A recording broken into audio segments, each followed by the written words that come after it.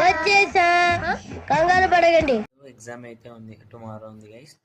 ఈరోజు మనకు వచ్చింది ఏమంటే చూడండి, ఇది బన్సీ దాంతో చేసింది దత్తం. అదైతే ఈరోజు అయితే మనకైతే ఎక్కడికి వచ్చింది, బన్సీ రవ్వ అయితే టేస్ట్ చేస్తుంది. మండుతున్నట్టుంది.